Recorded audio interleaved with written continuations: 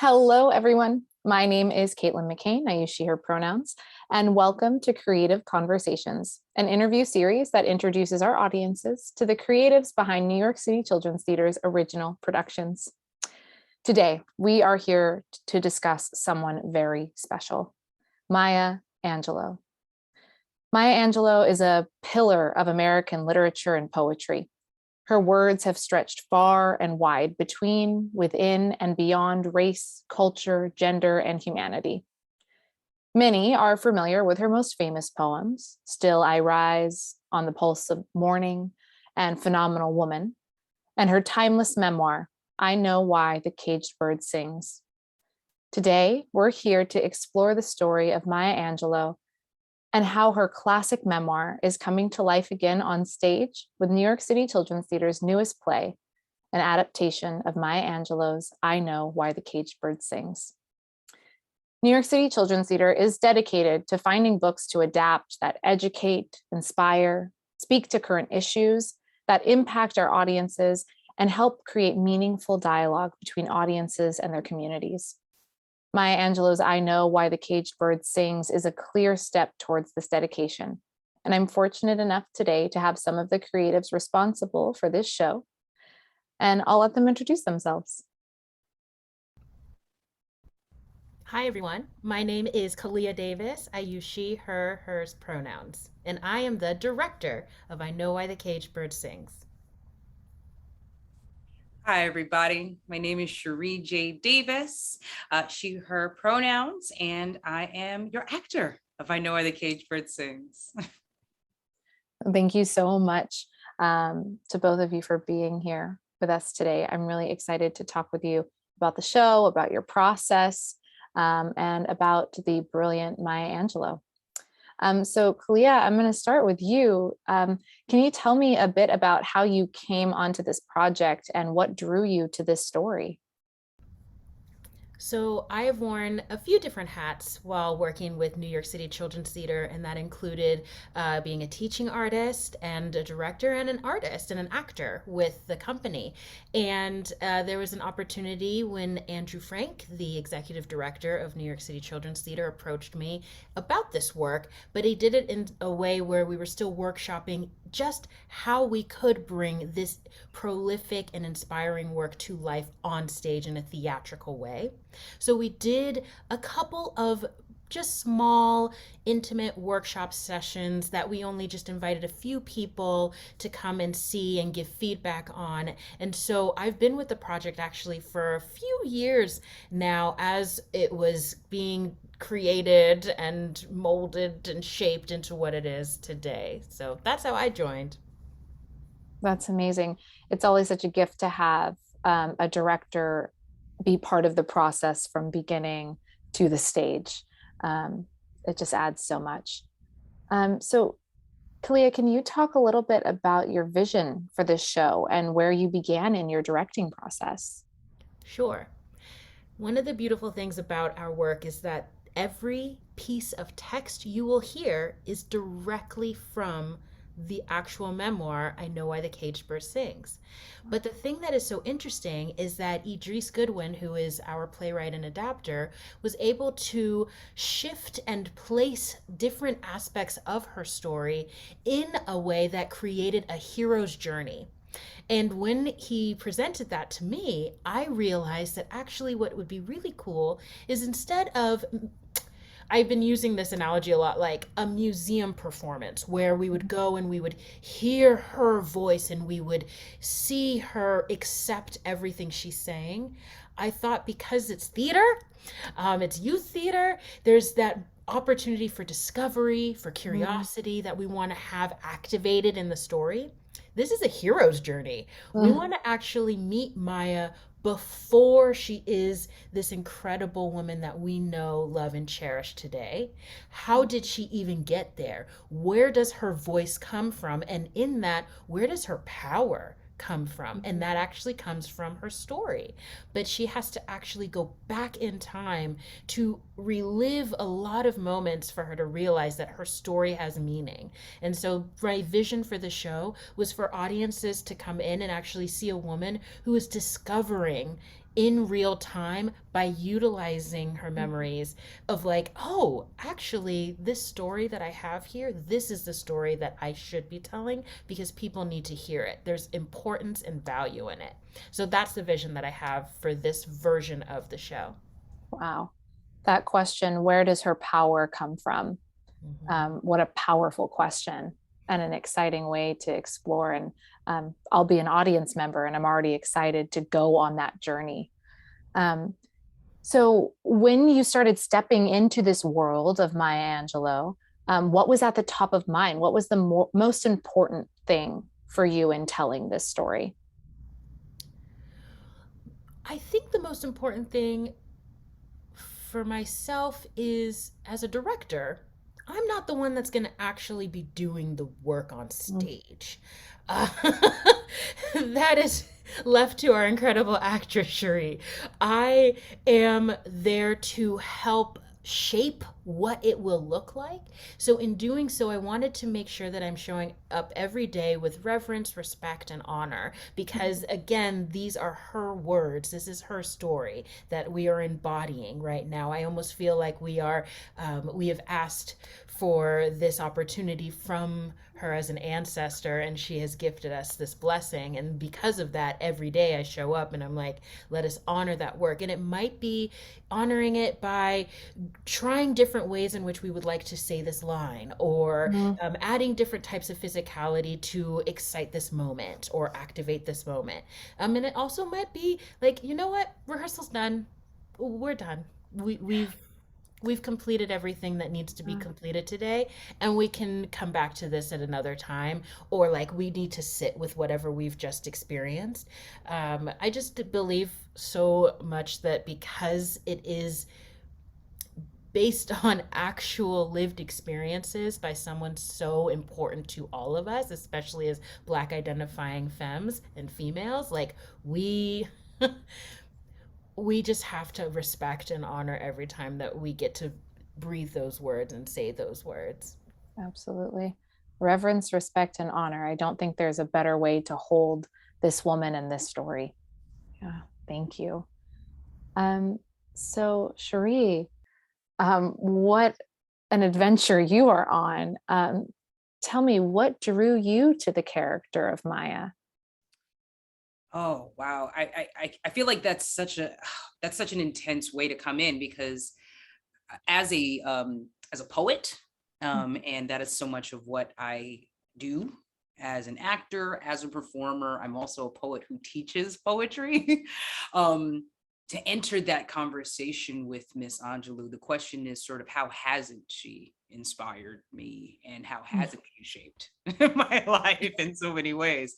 So that absolutely her legacy as not just a writer, a educator, and also as someone who has shared her wisdom and decided that she wasn't just going to live a life, she was going to share her life, share throughout her entire life what she has learned. I think that is what initially drew me to the project. As a figure, as a cultural figure, it doesn't get any more profound in many ways than Miss Angelou. But the idea that, oh, we get to play with a very different way of looking at Miss Angelou. We get to look at the human. And in any interview, any book, any time you've seen her speak, she was so connected to her humanity and her relationship to other humans. And so I think that's what drew me to this project, is that we're looking at the legacy, yes, but we're also looking at the person. Yeah, I'd love to hear a little bit more about your teaching and poetry work. Sure. So I teach in New York City public schools. I teach poetry. So a lot of my work is coming in and not just disrupting a lot of the preconceived notions of what poetry is, and really opening those ideas up. But it's encouraging young people in particular to share their own stories and reminding them that their voices are valid, because they are, and they're so important to the new stories that are being shared, the new legacies that are being created. And so that is a lot of work that I do outside of being a performer. And I also perform as a poet. I write a lot of my own work in terms of devised work, a lot of verse-based, poetry-based work. And so I'm very much connected in ways to the power of poetry and the ways that poetry has helped open up ways of telling my own story as well. I know I've said this to you before, but there's not a better person to be playing this role. I am convinced of it. I mean, you are so aligned, and that is just so powerful. So of course you're already deep in poetry, and Miss Angelou has been an immense inspiration for you. So when you were preparing for this role, what was your research? How did you step into Maya, this huge figure? Definitely going back to some of the of course, original material, the source material, going through and not just taking a look at different parts of the book, even pieces of the book that are not necessarily featured in this production, but taking a look at the way she thinks, right, and the way that she processes ideas, because we are pulling from that original material. The way she processes, the way she thinks about things is also so instructive in how I can approach her as a character. It is a challenge when you are approaching someone who's a real person, right? And not only a real person that a lot of us know really well. So there's even an image in many people's minds of Maya Angelou. There's a voice that people hear, right? And so I think the source material was really important to take a look at. I also spent a lot of time just listening to her talk and just listening to sort of the way she approaches things, the way she thinks and moves through a sentence was really important to me. Not for the purposes of imitating, because I don't think that is necessarily the point of this production. But it's to take a look at how does that legacy, like Khalia said so beautifully, how does that voice come about? How does that voice develop? And how do you become this person that we know and revere? And has that person been there the entire time and just has been revealed and her layers have been pulled back, you know? So yeah, I would say that a lot of listening to her and reading some of her stuff has been really helpful. Wow. I want you to teach like a master class in embodying infamousness, infamy. I teach voice and speech, and with my students, we talk a lot about, of course, character and voice, but I love what you're saying about it's not an imitation. It is the journey, the embodiment, the living of a voice and a sound that is experiencing. We talk a lot about the physical voice, but the metaphorical voice. What is that voice? And what a gift it is that we have Miss Angelou on tape and recording, and that we can take that in. Absolutely. We have so many wonderful recordings, and I think that's such a beautiful piece, especially for all the young people who are learning. Yeah. Angelou, right? Even for my students that I encounter who have no idea who this woman is, because unfortunately, she's no longer with us, but are learning her through video. And that's such a beautiful thing. It's such a wonderful tool for teaching and sharing information as well. Yes. And now they will get to learn her through you and through Khalia and through Idris in this production. So Cherrye, one more question for you. Sure. Have there been any unique challenges to this role? It's a one-woman show, and you're telling a story that spans across many, many years. What have been the unique challenges to that? And Khalia, feel free to add here too, as the director, what are the challenges of this story? I I'd say the challenges, which are also fun, I will say this, challenges don't necessarily mean bad. Challenges can mean fun. I think one of the things that I constantly am sort of working through in a solo show is not just playing Maya, right, as especially a young person who is the person we don't know Maya. We know Miss Angelou, right? But who's Maya, I think, is an interesting challenge, because you're encountering a girl.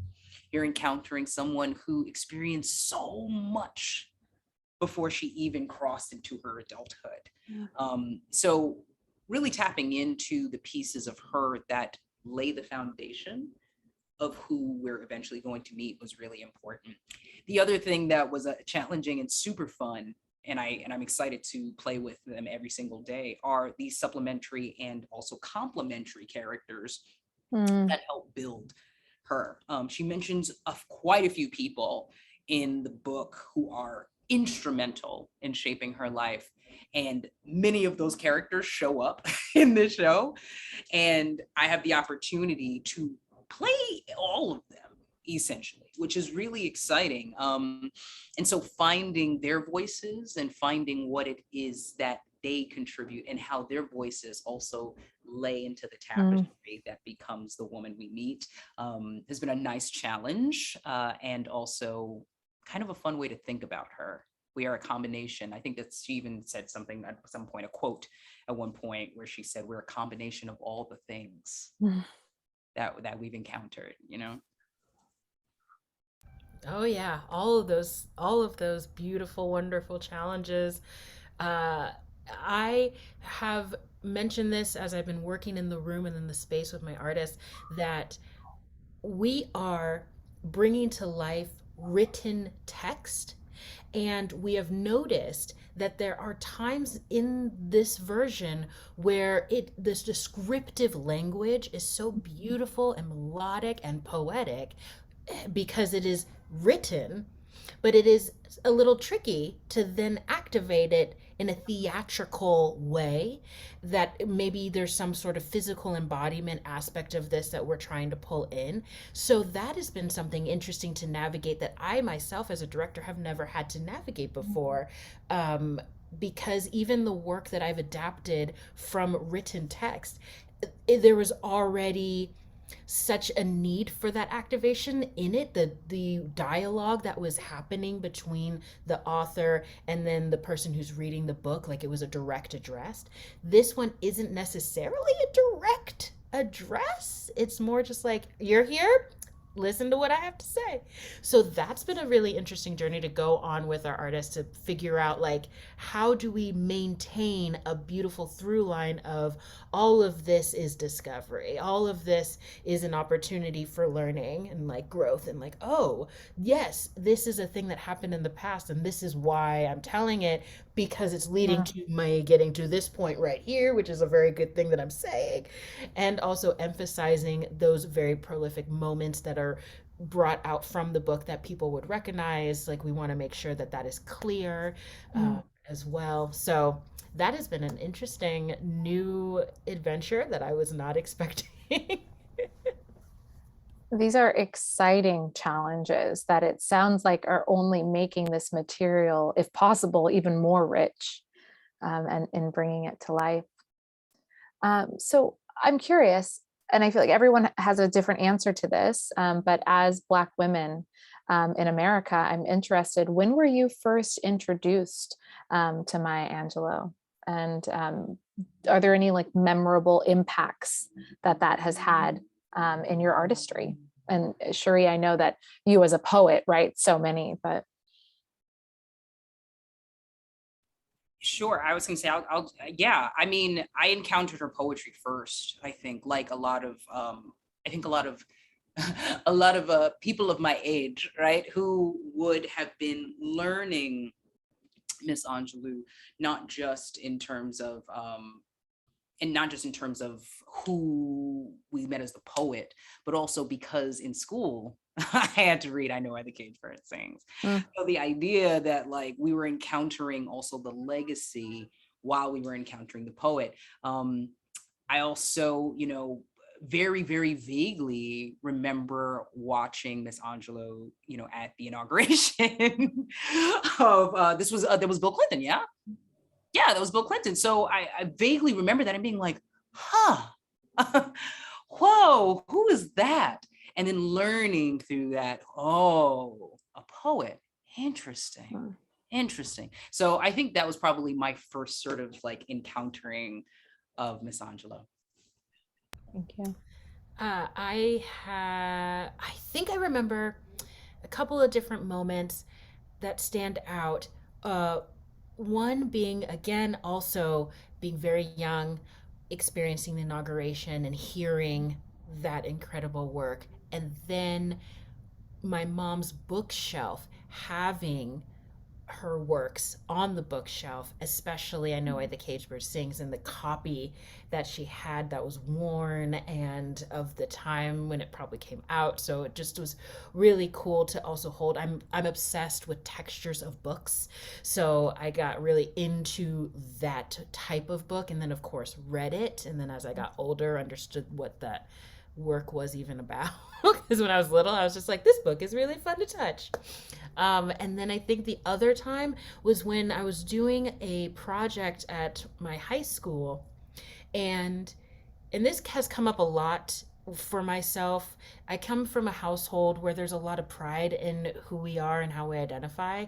And then I go out into the world, and because of opportunities and privilege that I am grateful to have had, I have been in spaces where I'm one of the few, if not the only, Black person in general. And so with that, I'm always desperate in their opportunities for like projects, or like choose a person in history that you love. Like I'm always like wanting and desiring it to be a Black woman, because that is who I'm surrounded by. I was raised by two moms, two Black moms. So like I just am constantly around that. And so when I remember distinctly having a project in high school, and it was like, let me go through the Rolodex of incredible Black women in history, and she was definitely one of them. And as a performer, as an artist, to have someone else who is using her art in such a really visible way, that was a really great way to like get inducted into her other aspects of the types of work that she does, not just as a novelist and an activist, but also as a poet and an artist. Yeah, I relate with that, Khalia, when you were talking about, being the only Black person in a white space. Um, I had, of course, heard of Maya Angelou through high school. We didn't read Caged Bird, unfortunately. That wasn't in our curriculum, which I wish it was. So I'd heard of her, and I came to college and was given Still I Rise. And it was a predominantly white space. And I remember reading that and finding Blackness in that, and feeling not alone in that space. So I really resonate with that, with her being a Black woman in the room, even when she's not, and bringing that. And now I bring that poem to my students, so it's a full circle. It always comes around. So we know that Maya Angelou passed away in 2014. And I'm curious, how is this production helping to keep her work alive? And we're doing it for not as young of audiences as we usually do, right? But, teenagers and young people. How do you feel about young adults being exposed to Miss Angelou's story? I'm thrilled. Honestly, I'm so happy because she was young in the book. A lot of people, I'm really hoping that they realize the age span of that particular book is actually not very long. She's young. And so all of those incredible experiences that she is having happen as a young person. And I think it gives credence and value to what young people are going through today, and how we should respect what they're going through today. And we should say, we honor that. Your lived experience right now at your age matters. And there can be something that happens to you that later on in your life, it's going to actually make a huge impact. Look at what happened with Maya. Like, that's literally this beautiful connective tissue that I'm hoping that we are able to have with it being directed towards young audiences. Mhm. And yeah, teens. Also, something about theater for young audiences that we tend to forget is we tend to forget the fact that we should be making work for teenagers as well. So often we're so stuck in, oh, we're going to do it for like 3 to 8 year olds because there's so much literature out there for them. And sometimes it's the safer route. And I think that young people are going through so much today, and they've been going through so much, that it's really great to have a work that is actually written for them, and they can come to the theater and feel like, you're talking to me. You're not watering anything down. We are honoring and respecting every aspect of her life. We are not sugarcoating it. We want people to know what it was like to live in the Jim Crow South. We want people to know what happens to Black people in predominantly white spaces. Like, we want that to be there and present because it's part of history, and it's probably part of a lot of their history as well. So I'm actually just like over the moon that we are doing this work specifically geared towards younger audiences, teens specifically.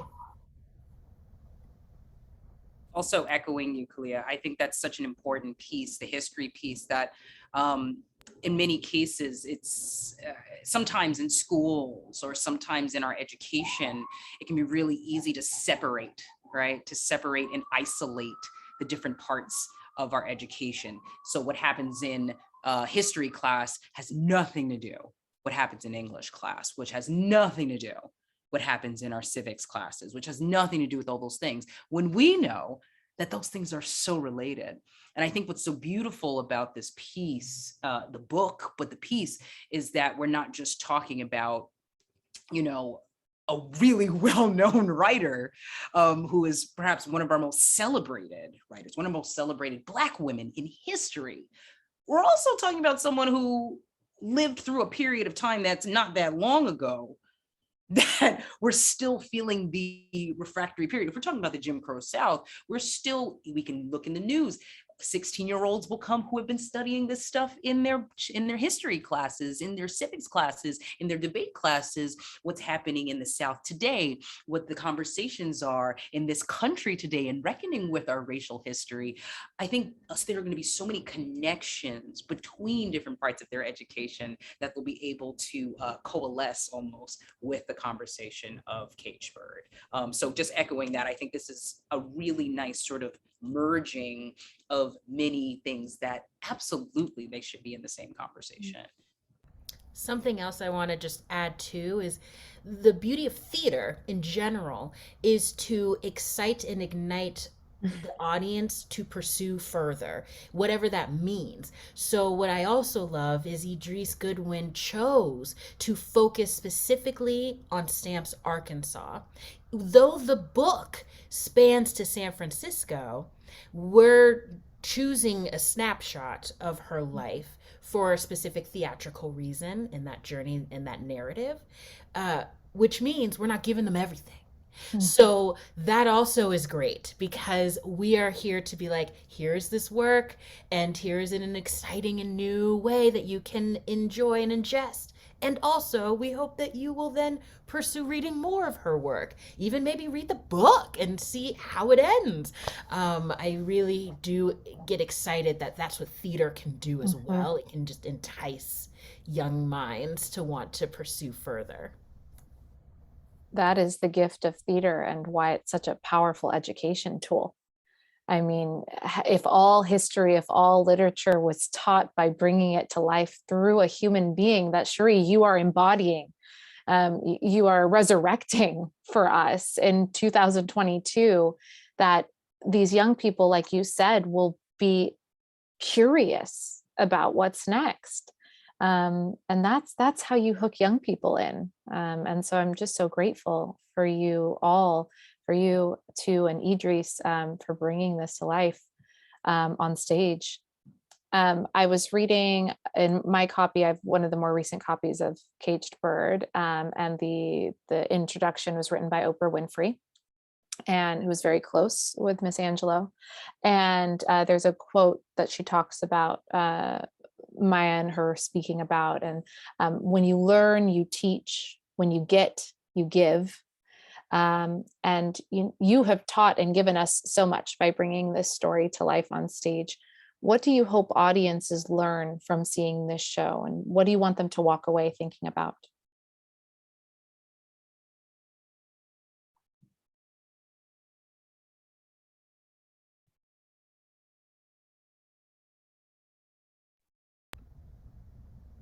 I I mean, I would say there's so many things. Yeah. Resilience is, I think, the first thing that rings out is that moments in your life build, can create the way, create your story, and can sort of add to your story and be a piece of your story, right?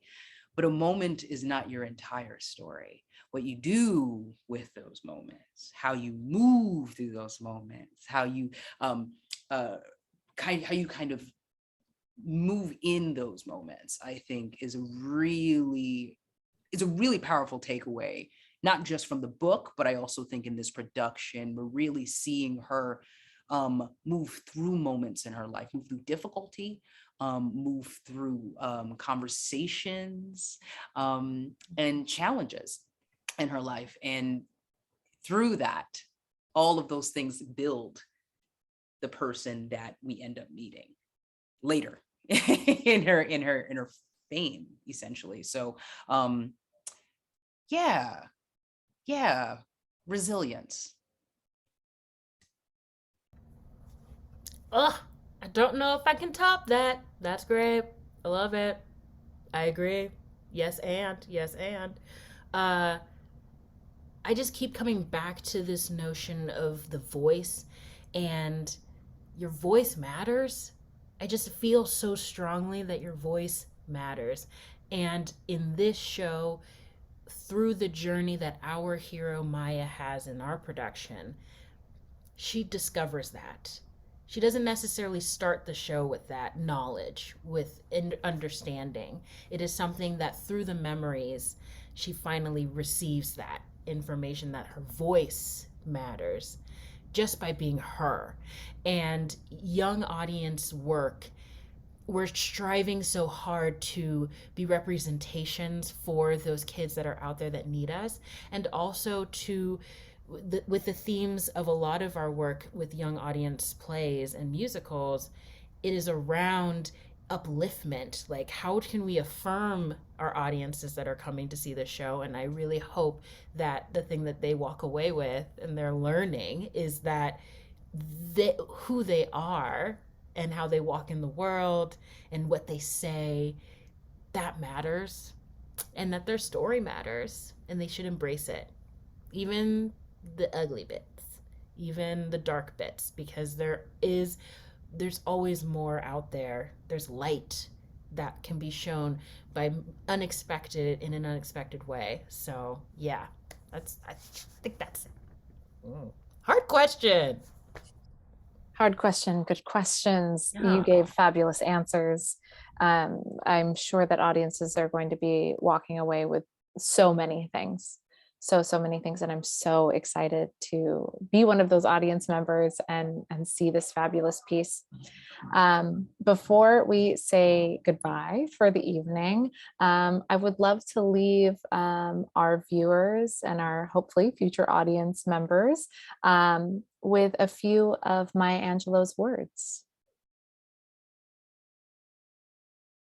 So I'll invite Khalia or Cherrye to share the quotes that you've selected. Awesome. I was gonna say, I mean, there's so many. It's funny. I was like, as a poem, like, which one?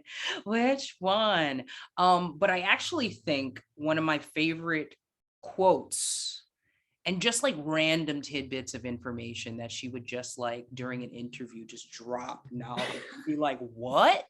Put that on my, write that down, right? I think one of my favorite things in an interview that she ever said was about her own writing, and when she talks about not necessarily being the most confident writer in her life. It's fascinating to think about her and being like, I'm not the best writer in the world. And she did say something, this quote that I found really funny. She said, I wrote some of the worst poetry west from the Mississippi River, but I wrote, and I finally sometimes got it right.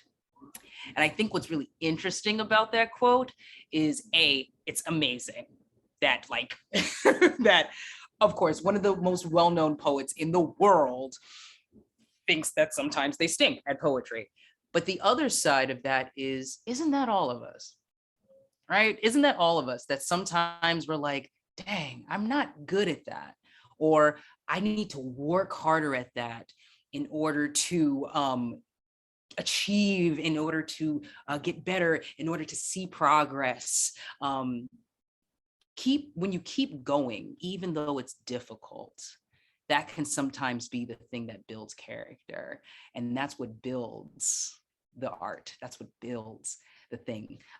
So I think that's always the thing that reminds me, one of the most well-known poets in the world sometimes didn't like her own poetry. Yeah, I love that. And again, it humanizes her. Just like you were saying, she's so attuned to her humanity. She's real and authentic. And that's what we want to have in our show. We want to show this realness. Because sometimes I think that we like, especially her, because she presents with grace and regalness, we will box her into almost like a rigidity of like stoicism. Like she's super stoic. But she's funny. Like if you have watched her Oprah interviews, she's hilarious. Um I actually, there's so many beautiful quotes, but because I'm so deeply invested in this work that we're working on right now, something that really like came to life when Cherrye put her voice to it in our first read through that I hadn't heard yet until it was out loud, is now maybe my favorite thing, and I feel like is like the mission that drives this whole work is words mean more than what is set down on paper. It takes the human voice to infuse them with the shades of deeper meaning. And I feel like that right there was said by one of her inspirations and mentors, Mrs. Bertha Flowers, back in Stamps, Arkansas, when she was very little. And I don't know if she received it so impactfully as like an adult would, but I just take it as this show is needed because yes, we could read these great words and receive what we get from that, but wow, how much more powerful is it to hear those words out loud and interpreted in such a way through the vessel of a Black woman? Like that, that's going to be pretty awesome in my opinion, and that's why I really love that quote as well. Thank you both so much for leaving us with those thought-provoking, powerful, impactful, meaningful words. And thank you both for taking time this evening after a day of rehearsal to come and speak with us about this production. And thank you all to those who are watching. Caged Bird opens at Theater Row on May 20th and runs through June 4th. So please don't miss this beautiful story. Bring your young people and keep this story alive for this next generation. There's just so much to walk away with. Khalia, Cherrye, thank you so much. And thank you all for watching.